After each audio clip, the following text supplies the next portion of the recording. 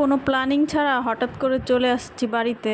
তো আমরা হচ্ছে ট্রেন থেকে নামার পর ট্রেনটা অনেকক্ষণ পর হচ্ছে ছাড়ছে, আর মানুষজন সব হচ্ছে চারদিকে স্টেশন থেকে বের হচ্ছিল।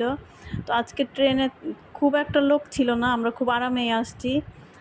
তো এই ট্রেনটা হচ্ছে প্রায় পৌনে 2 ঘন্টার মধ্যে আমরা চলে আসছিলাম বাড়িতে। তো বাড়িতে আসার পর দেখি আমার মা আমাদের জন্য রান্না করে রাখছে, আর বিকালবেলা হচ্ছে বাচ্চাদের জন্য আমি একটা কেক বানিয়েছিলাম।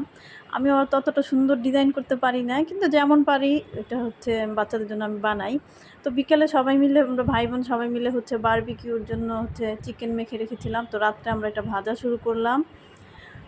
তো হঠাৎ করে বাড়িতে এসে আমার হুটহাট আনন্দ করাটা আসলে আলাদা একটা অন্যরকম মজা। তো আমাদের চিকেনটা অনেকটাই হয়ে আসছিল। তো সবাই মিলে হচ্ছে এরকম করে বাচ্চারা আনন্দ করতেছিল পাশে। চিকেনটা খুব মজা হয়েছিল। তো হঠাৎ করে এরকম করলে আসলে খুব ভালো লাগে।